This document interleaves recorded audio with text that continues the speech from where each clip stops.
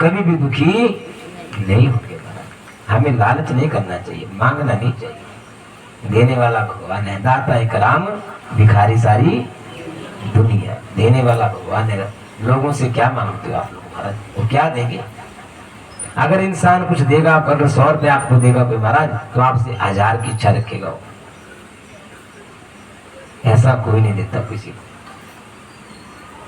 तो कहते हैं ये वहां विडंबना कर रही, बोला भगवान मुझे क्षमा करना, मैं पहचान नहीं सकी। तो भगवान ने बड़ी लीला की, आगे समय कम होता है। वहां यमुना नदी को काली नाग से मुक्त किया। ब्रह्मा जी को शंका हो गई कि भगवान राम नहीं है, ये भगवान कृष्ण नहीं है। उनकी शंका का समाधान किया। देखो शंका सबको हो जाती है। शंका हो गई थी यहाँ सती को भगवान राम के ऊपर, और जो भगवान के नाम के ऊपर शंका करेगा महाराज, उसका हालत किसकी तरह होगा? सती की तरह। क्योंकि जब सती और भगवान भोलेनाथ विवाह के बाद चले गए थे वहां अगस्त ऋषि जी के आश्रम में, शिव पुराण में कथा आती है, वहां सत्संग हो रहा था और अगस्त ऋषि जी ने कहा, बोला भगवान विष्णु राम का अवतार लेंगे और भक्तों को भवसागर से पार लगाएंगे। अब वो समय आ गया और भगवान ने अवतार ले लिया है। उनकी चर्चा हो रही थी तो भोलेनाथ ने बड़ा चिंतन किया, बोला भगवान कैसी लीला करते हैं। तो वहां से सत्संग सुनकर वापिस आ रहे थे तो रास्ते में वृत्तांत चला था, सीता को चुरा लिया था रावण ने, और लक्ष्मण और राम पुकारे थे, हा सीते तुम कहाँ हो, हा सीते तुम कहाँ हो। तो भोलेनाथ जी ने मत्था टेका, बोला भगवान आपकी माया आप ही जाने क्या लीला कर रहे हैं। तो सती ने पूछ लिया, बोला ये कौन है? बोला ये तो मेरे भगवान राम है। बोला अच्छा, इनके गाथा गा रहे थे आप लोग कि जो भक्तों को भवसागर से पार लगाएंगे? बोला हाँ। बोला क्या पार लगाएंगे? जो अपनी पत्नी को नहीं ढूंढ सकता वो औरों को क्या पार लगाएगा? सत्येंद्र भगवान ने की क्या कहा? जो अपनी पत्नी को नहीं ढूंढ सकता, अपनी पत्नी के वियोग में भटक रहा है, औरों को पार क्या लगाएगा? बोला मैं नहीं मानती भगवान है ये, मैं इनकी भिक्षा लूंगी कि भगवान है। भोलेनाथ ने बहुत समझाया कि हे सती भगवान के नाम के ऊपर कभी शंका नहीं करना। बोला नहीं मैं नहीं मानती कि भगवान है ये, बहुत समझाया परंतु वो नहीं मानी और चलेगी भिक्षा लेने के लिए। भोलेनाथ जी तो साथ में नहीं गए, तो उसने क्या किया? सीता का रूप धारण कर लिया। क्या किया? सीता का रूप धारण कर लिया। रूप तो धारण कर लिया सीता का, परंतु चरित्र नहीं अपना सकी सीता का। आप रूप जैसा धारण कर लो महाराज, परंतु चरित्र भी वैसा होना चाहिए। अब वो क्या लगी करने कि भगवान राम के आगे आगे चलने लगी, और भगवान राम को पता था कि मेरी सीता मुझसे आगे कभी भी नहीं चली। सत्येंद्र भगवान ने की पति से आगे कभी भी पत्नी नहीं चली, ये सीता नहीं है। चरणों में प्रणाम किया, बोला हे माँ आप अकेली आई, मेरे इष्ट भगवान भोलेनाथ आपके साथ नहीं आए। सत्येंद्र भगवान ने की। जब इतनी बात हुई तो सती को अपने रूप में प्रकट होना पड़ा, उसको बड़ी लज्जा होने हुई उसको। इसलिए हमें शिक्षा दी गई है कि पत्नी को कभी पति के आगे नहीं चलना चाहिए, उसको अपने आप को सीता नहीं मान सकती। यहाँ और जब इतनी बात हुई, बोला मैं तो ऐसे आ गई थी। और ये सारा वृत्तांत देख लिया भोलेनाथ कि सती ने किसका रूप धारण किया? सीता का। किसका रूप धारण किया? सीता का। और सीता मेरे इष्ट की पत्नी है, तो इष्ट मेरे भगवान है और उनकी पत्नी मेरी माता है। तो आज के बाद सती को मैं पत्नी के रूप में स्वीकार नहीं करूंगा, इसको मैं एक माता के रूप में स्वीकार करूंगा। और सत्येंद्र भगवान ने की। तब कहते सती को भस्म होना पड़ा। सती को पता लग गया था कि मैंने गलती कर दी बहुत बड़ी, इसलिए भगवान के नाम के ऊपर कभी शंका नहीं करना, इस बात का ध्यान रखना। यहाँ ब्रह्मा जी ने शंका की, उसका निवारण किया। हम माखन चुराते हैं, इनकी सबसे बड़ी जो लीला है माखन चुराने की। तो भगवान को माखन क्यों पसंद है? कल आप भोग लगाते हो भगवान को, किसका भोग लगाते हो आप लोग? किसका लगाते हो? जोर से बोलो महाराज। माखन का। घर में माखन होता ही नहीं। भगवान को माखन क्यों पसंद है? कभी लड्डू का भोग क्यों नहीं लगा? और देवी देवताओं को किसी को लड्डू का भोग लगता है, किसी को बर्फी चलाते हो, भगवान को माखन क्यों लगता है? तो माखन किसका रूप है? संतों का। किसका रूप है? संतों का। एक माखन का ढेला लो आप लोग, उस ढेले को पानी की बाल्टी में डाल दो आप, तो क्या वो माखन पानी के साथ मिल जाएगा? मिल जाएगा महाराज। पानी में रहकर भी माखन अलग रहेगा। इसलिए संत लोग संसार में रहते हैं, संसार से मिलते नहीं, अलग रहते हैं। और हमें दूध की तरह, हम कैसे हैं? दूध की तरह। दूध मिला दो पानी में, अलग होगा वो दूध के पानी के साथ मिल जाएगा। हम लोग भी संसार में रहकर संसार के साथ मिल जाते हैं, और संत लोग हैं माखन की तरह, वो संसार में रहकर संसार से अलग रहते हैं। इसलिए भगवान को माखन पसंद है। और माखन बनता कैसे है? दूध को घोट घोट कर बनता है कि नहीं? वैसे ज्ञान को महाराज घोट घोट को प्राप्त करना चाहिए। तो कहते हैं माखन, एक दिन घर में माखन चुरा रहे थे, छोटे जैसे तो मटके में हाथ डाला हुआ, मुख में माखन लगा हुआ। माता ने पूछ लिया, बोला लल्ला क्या कर रहा है? अब भगवान को पता लग गया कि पकड़ा गया। तो भगवान ने क्या कहा? बोला भगवान हे माता, तूने जो सोने का कंगन मेरे हाथ में डाला है, इस सूर्य की गर्मी से गर्म हो गया था, इसको ठंडा करने के लिए मैंने अपने हाथ माखन के मटके में डाल दिए। सत्येंद्र भगवान ने की। मुख में माखन लगा हुआ था। माता जान गई थी कि भगवान ने माखन खाया। अब माता ने कुछ नहीं कहा, तो धीरे धीरे चोरी बढ़ने लगी। आप आगे, अब नगर में भी चोरी करते थे, घर में शिकायतें आती, परंतु माता मानती नहीं थी। क्योंकि ऐसा होता है महाराज, ममता अंधी होती है। अगर किसी को बोल दो कि भैया आपके बच्चे ने ऐसा किया, तो माता पिता कभी भी इस बात को नहीं मानते। क्या कहते कि आप अपने बच्चों को देखो, हमारे बच्चों की छोड़ो आप, क्योंकि अंधा होता है मोह भी और ममता। तो एक दिन क्या हुआ, गोपी के यहाँ चले गए। गोपी को कहा, बोला हे माता, हमारे घर में संत आए। तो माता ने एक माखन का मटका मंगाया है। तो गोपी ने कहा, बोला संत घर में आए तो एक क्या 2 मटके लेके जाओ माखन के। बोला तब तो अच्छी बात है। बोला थोड़ी सी मिश्री भी दे दो। आप मिश्री भी दे दी। अभी 5 मिनट हुए नहीं थे भगवान को गए हुए, तो बाहर से कड़कड़ की आवाज आने लगी। तो गोपी ने क्या देखा, भगवान कृष्ण ने जितने भी ग्वाले थे सबको पंगत में बिठाया हुआ था, उसमें गोपी का लड़का भी था, और सबको थोड़ा थोड़ा माखन और थोड़ा थोड़ा मिश्री दे रहे थे। सत्येंद्र भगवान ने की, सब खा रहे थे। तो गोपी ने कहा, बोला तूने कहा घर में संत आए हैं, बोला माँ ये भी संत है। और सच्ची बात कही उन्होंने, जो भगवान के सखा है सब क्या है, संत है। बोला तेरी माँ कहती कि चोरी नहीं करता, चल आज नंगे हाथों पकड़ा, चल तेरी माता के पास लेके चलती हूँ। सब भागे और भगवान को पकड़ लिया, लेके जा रही है। अभी आज देर रास्ते में पहुंची नहीं तो भगवान कृष्ण ने क्या किया, गोपी के ससुर की आवाज निकाल दी। बोला बहू कहाँ जा रही है? क्या कहा, बहू कहाँ जा रही है? और बुजुर्ग माताओं बहनों को पूछना कि जब कभी आगे से ससुर की आवाज सुनाई देती थी तो एकदम घूंघट डाल देने के लिए महाराज। अब होता है ऐसा, अब ससुर आ जाए तो ससुर को रास्ता बदलना पड़ता है, क्योंकि वो अपने से बड़ों को आदर सम्मान दिया जाता था।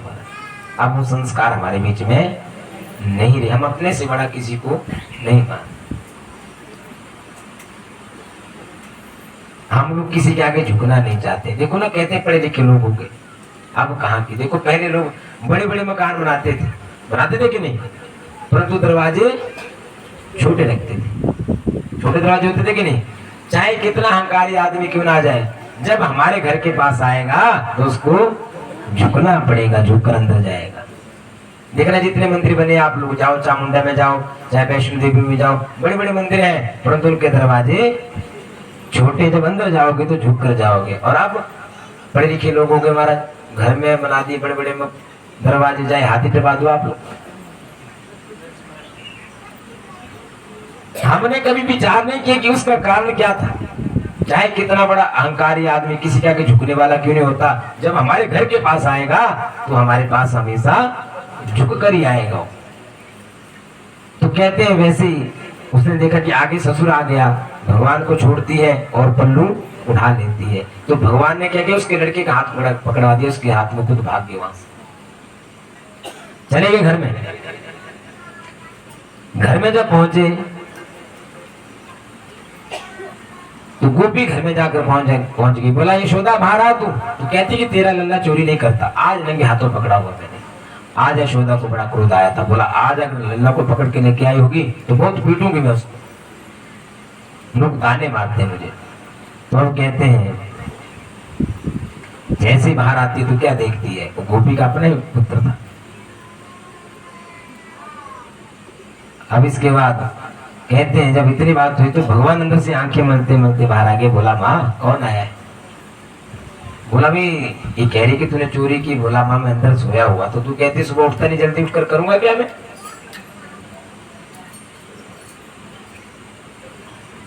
बोला भाई तू ये कह रही चोरी की। बोला माँ कहाँ से चोरी करूंगा मैं? माँ सच कहता था कि नहीं? ये गोपियां कहती कि जितना प्रेम तो अपनी माता के साथ करता है हमारे साथ भी करो, इसलिए माँ मैं अपना प्रेम किसी के बीच में नहीं बांट सकता। माँ और जो पुत्र का प्रेम है मैं किसी के बीच में नहीं बांट सकता। तो गोपी को बड़ा लज्जित होना पड़ा। बोला पत्नी सुबह सुबह किसका मुंह देख लिया था मैंने भी। चल पड़ी बात में। तो जाते जाते भगवान कहते हैं बोला गोपी अब की बार ससुर मिला, अगली बार सास ना मिल जाए भगवान की। तो बोला तेरा किया धरा हुआ है। तो भगवान बड़ी लीला करते हैं। सारी कथा आप लोगों ने सुनी है। फिर घर में पकड़े गए, ऊपर के साथ बांधे गए। और देखा होगा आपने, कहते हैं कि जब माता बांधने लगी तो कहते सारी नगर की रस्सियां खत्म हो गई, केवल 2 उंगली की कमी पूरी नहीं हो रही थी। भगवान नहीं बंध रहे थे क्योंकि माता को अहंकार था। कहते सुबह से लेकर शाम तक बांधते रहे तो भगवान नहीं बन सके। अहंकार के बस भगवान को बांधोगे तो कभी भगवान आपके पास नहीं आएंगे, नहीं बन सकते। जब यशोदा माँ चरणों में जाकर गिर गई, बोला भाई मैं तुझे नहीं बांध सकती। तो जब भगवान को ऐसा लगा कि मेरी माता ने अपने आप को मेरे पर सौंप दिया, तो भगवान ने क्या किया था, माता के सर से डोरी निकाली थी। बोला ले माँ बांध दे। तो भगवान उस डोरी से बंध जाते हैं। भगवान ने की वो डोर क्या है, वह प्रेम की डोर। भगवान से प्रेम करना चाहिए। भगवान क्या है, प्रेम की मूर्त है। भाव परमात्मा प्रति होना चाहिए। और एक लीला बड़ी अच्छी करते हैं भगवान, क्या मुरली बहुत अच्छी बजाते हैं। पता होगा आप लोगों को, सुनिए आप लोगों ने क्यों महाराज भगवान की मुरली सुनी है? अब कहते हैं आपने कथा सुनी होगी कि जब भगवान मुरली बजाते थे तो जितने भी नगर के लोग थे, गोपियां थी, ग्वाले थे, गौएं थे, भगवान के पास आ जाती थी। वो मुरली कैसी होगी? कभी सुनिए आपने मुरली? तो मुरली कहीं बाहर नहीं बजती, वो मुरली हमारे अंदर बजती है सच्चिदानंद भगवान की। जब हमको गुरु दीक्षा मिलती है तो 4 क्रियाएं बताई जाती हैं, एक ध्यान की, एक सुमिरन की, एक खिचड़ी मुद्रा और एक नाद की। नाद जब हम लोगों का चल पड़ेगा, ढोलक, नगाड़ा, संग, मुरली सब हमारे बीच में बजती है। ये वृत्तांत था शिव पुराण में। जब भोलेनाथ जी का विवाह हुआ, जब विवाह होने लगा तो हिमाचल ने बोलिए, बोला मैं कन्यादान तब करूंगा जब मुझे बताया जाए, गोत्राचार किया जाए कि भोलेनाथ जी का गोत्र क्या है। होता है गोत्राचार की नहीं? जब जाते नहीं विवाह के लिए गोत्राचार करते हो कि नहीं भरत? बोला पहले बताया जाए कि भगवान का गोत्र क्या है। तो ब्रह्मा जी ने कहा, बोला भगवान का गोत्र क्या बताएं जिन्होंने हम प्रकट किया। जिस परमात्मा ने पूरे संसार को प्रकट किया, तीनों देवताओं को प्रकट किया, उसका गोत्र कौन बताए? तो हिमाचल ने कहा, बोला मैं कन्यादान नहीं करूंगा। ब्रह्मा जी की तरफ देखा, भोलेनाथ जी ने बोला बताओ मेरा गोत्र क्या है। तो ब्रह्मा जी ने कहा, बोला आपका गोत्र कौन बताए? पिता बनने के लिए बोला था, बन गया। भगवान विष्णु जी को कहा, बोला आप बताओ। बोला कौन बताए? जब ब्रह्मा जी मना करें तो मैं क्या बताऊं? भाई बनने के लिए बोला था, बन गया। तो बोला कन्यादान नहीं करूंगा। तब नारद मुनि ने कहा, बोला तू किसका गोत्र पूछ रहा है? जिसने सभी देवताओं को प्रकट किया, जितने भी ऋषि हुए, गर्गाचार्य हुए, भारद्वाज हुए, इन सब ऋषियों को प्रकट किया, तो उसका गोत्र पूछ रहा है। तो भगवान का गोत्र बताया गया नाद। भगवान का गोत्र क्या है? नाद है। और जो बाल बाल का नाद है, नाद पंथी है, इनका नाद चल पड़ा था। मीराबाई नाद पंथी, इसका नाद चल पड़ा है। और नाद की क्रिया होती है रात को 2:30 बजे, बिल्कुल सुनसान, कान बंद करना, ये सब हमारे बीच में बजते हैं, परंतु उसके लिए अभ्यास करना पड़ेगा। ढोलक, नगाड़ा, मुरली, इसे जितनी भी गोपियां थी, जब उनका नाद चल पड़ता था तो सब घर का कार्य छोड़कर उस नाद को सुनने के लिए बैठ जाती थी। वैसे चंद्र भगवान ने की नाद इतना सुंदर है, इसलिए भगवान से प्रार्थना करते कि भगवान इतनी सुंदर मुरली मत बजाया करो, हम अपने घर का कार्य छोड़कर आपके पास आ जाती हैं। कितना अच्छा किसी ने कहा, मिलके बोलेंगे सभी, बोल सच्चिदानंद भगवान ने की।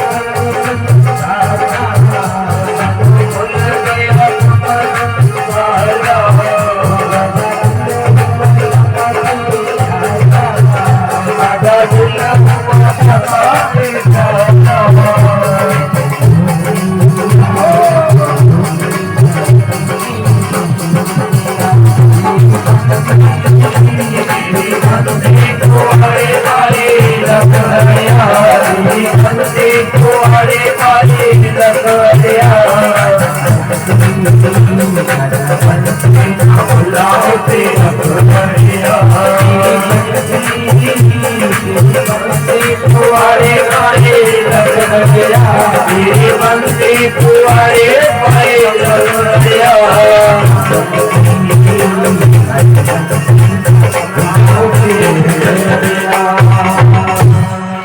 बोली बाकी हम भगवान की जय हो। तो ऐसी प्रार्थना करके बोला ऐसी मुरली मधुर हो जाए तो हम घर का कार्य छोड़ कर आ जाते हैं। तो मुरली है नाद का प्रतीक, नाद से संसार की उत्पत्ति हुई। तो वहां एक लीला भगवान ने की कि गोवर्धन की पूजा प्रारंभ करवाई। इंद्र को भी अहंकार हो गया था, तो आपने सबने कथा सुनी है। तो गोवर्धन की पूजा प्रारंभ हुई तो गिरधारी नाम इनका रखा गया। पर्वत को कनिष्ठिका मूल्य के ऊपर उठाया था। और भगवान एक लीला और अच्छी करते हैं, क्या? रास लीला। भगवान रास लीला किसके साथ खेलते? गोपियों के साथ, राधा के साथ। प्रेम भगवान किसके साथ करते थे? किसके साथ करते थे? राधा के साथ। किसके साथ? राधा के साथ। तो विवाह क्यों नहीं हुआ?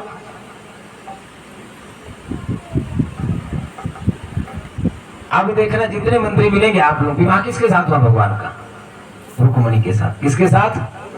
रुक्मणी के साथ। और जितने मंत्री मिलेंगे किसके मिलेंगे आपको? राधा कृष्ण के। किसके मिलेंगे? राधा कृष्ण के।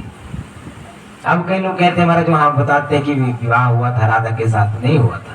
ग्रंथ में कोई इसका विवरण नहीं है, क्योंकि जो पुराण है उनका अपना महत्व है। जब भगवान 16,108 विवाह कर सकते थे तो राधा के साथ क्यों नहीं किया? और जितने मंदिर आते हैं किसके मिलेंगे? राधा कृष्ण के। बंधु पत्नी की उनकी कौन है? रुक्मणी। अब किसी को ऐसी बिठा दूं किसी के साथ तो कोई मान लेगा इस बात? राधा के साथ क्यों विवाह नहीं हुआ? विचार किया आप लोग? मैंने पहले कहा कि भी किसी महात्मा संत के पास बैठना, पता लग जाएगा जिंदगी क्या है, क्या हम लोग किस तरफ चल रहे। तो राधा कोई स्त्री नहीं थी, इस बात का ध्यान रख। राधा कोई स्त्री नहीं थी। बोलो राधा राधा बोलो सभी। राधा राधा बोलते रहो, जोर जोर से बोलो। राधा राधा क्या शब्द बन जाएगा? धारा धारा। क्या शब्द बन जाएगा? धारा। उस भगवान के नाम की धारा बन जाएगी। जो उस भगवान का आराधन करेगा, जो उस भगवान की भक्ति करेंगे, भगवान उसके साथ प्रेम करते हैं। मुझे भगवान की राधा का मतलब है भगवान का आराधन करना, भगवान का चिंतन करना। जो भगवान से प्रेम, जो भगवान का आराधन करेगा, भगवान का चिंतन करेगा, भगवान उसके साथ प्रेम करते हैं। उस भगवान के नाम की धारा बन जाती है। राधा राधा क्या बन जाएगा? धारा धारा उस नाम की, भगवान के नाम की। और देखना आज भी जहां रासलीला करते थे राधा के साथ, 7 बजे के बाद शाम को उस मधुबन में ना तो कोई अंदर जा सकता है सुबह 7 बजे तक, क्योंकि आज वहां संत लोग महात्मा लोग भजन पाठ करते हैं, भजन करते हैं, ध्यान लगाते हैं भगवान का। और उस वन में के बीच में कोई और नहीं जा सकता। उस भगवान का आराधन करना, उस परमात्मा को जानना। हमने कभी, मैंने पहले कहा भगवान का चरित्र है, जो राम का चरित्र है वो धारण करने योग्य है, और भगवान कृष्ण का चरित्र जो चिंतनीय है उसको विचार करना पड़ेगा कि भगवान ने ऐसा क्यों किया, भगवान ने विवाह क्यों नहीं किया राधा के साथ। तो राधा कोई स्त्री नहीं थी, क्योंकि भगवान का आराधन, आप गाते भी हो कि राधा राधा जब वो चले आएंगे बिहारी। भगवान का आराधना करना, तब भगवान हमारे पास आएंगे, उसका आराधना करना राधा माना गया।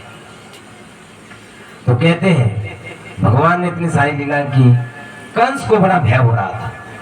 तो कंस ने विचार किया कि इन दोनों बच्चों को कैसे खत्म किया जाए। अब विचार करने लगा तो सभी वहां सेना सैनिकों को बिठाया और उनसे वार्तालाप की कि भाई इनको कैसे, इन दोनों बच्चों को मारा जाए। तो उन्होंने कहा मल्लयुद्ध का आयोजन किया जाए। वहां गुरु जी को भेजा गया। अक्रूर जी आते हैं नंद बाबा जी के यहाँ, बोला भाई कंस ने दोनों बच्चों को बुलाया है। उसने एक मेले का आयोजन किया, छिंज का आयोजन किया।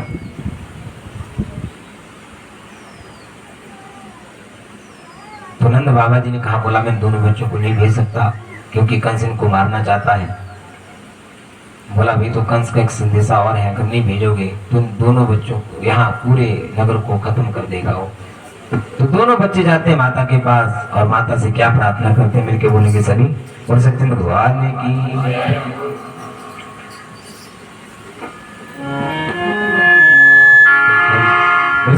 भगवान की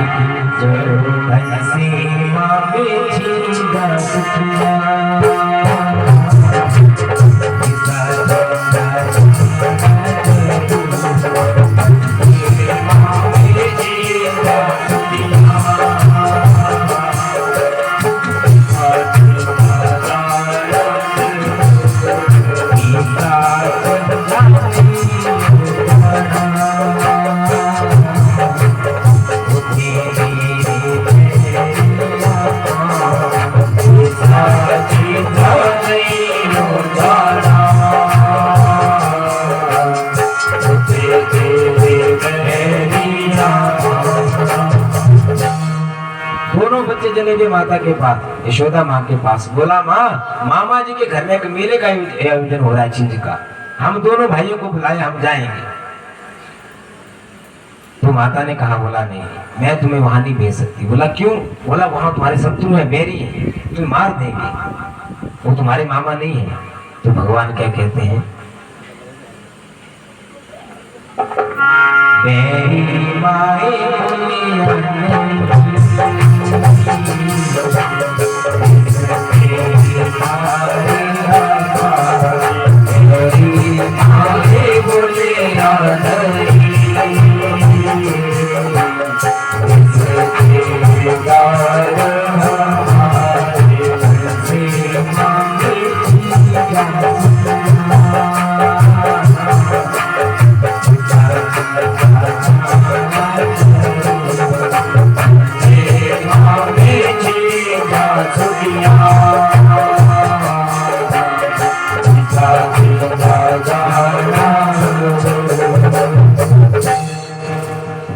कहते हैं, बोला माँ बैरी मत बोलो, वो तो रिश्तेदार है हमारे, मामा है वो। माँ को एक माँ लगता है और मामा को दो मामा। तो कहते हैं नंद बाबा जी ने भी कहा कि दोनों बच्चों को भेजना पड़ेगा, क्योंकि नहीं तो कंस पूरे गोकुल को नष्ट कर देगा। अब दोनों बच्चे चल पड़ते हैं, सब रोने लगे कि भगवान हमें छोड़ के मत जाओ। तो भगवान कहते हैं, बोला नहीं, मैं वापिस आऊंगा। माता रो रही है कि वही पुत्र। बोला माँ चिंता मत करो, वापिस आऊंगा, परंतु अब भगवान गोकुल में वापिस नहीं आएंगे। उस दिन भगवान ने की एक समय निर्धारित होता है। जो यशोदा ने जो एक वर मांगा था कि मैं आपकी बाल लीला देखूं, भगवान ने बाल लीला पूरी की। बोला मैं जरूर आऊंगा।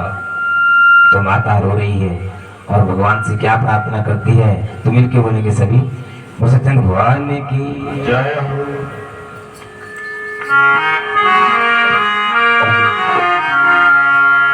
चला गया बसिया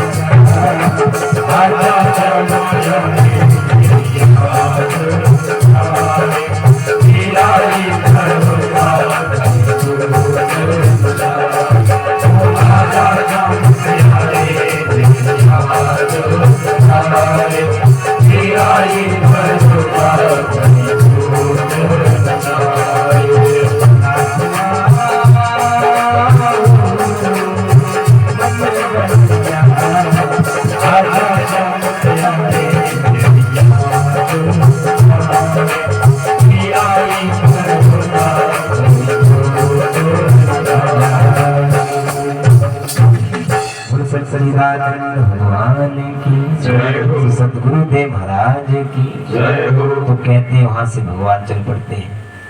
अब अक्रूर जी को बड़ी चिंता हो रही है कि दोनों बच्चों को लेकर मैं जा रहा हूँ, कंस इन बच्चों को मार देगा, बाल हत्या मुझे लगेगी।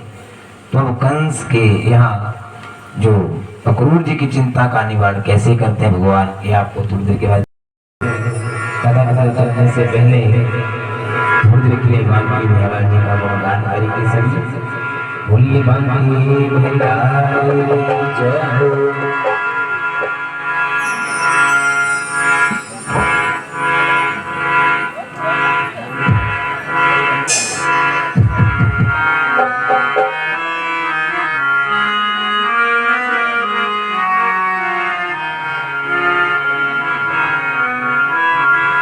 बोलिए बांके बिहारी जय हो,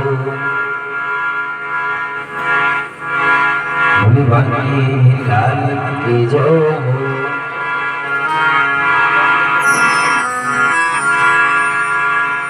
उनके बोला सच्चिदानंद भगवान की जय हो। सांवरिया ले चल परी हमार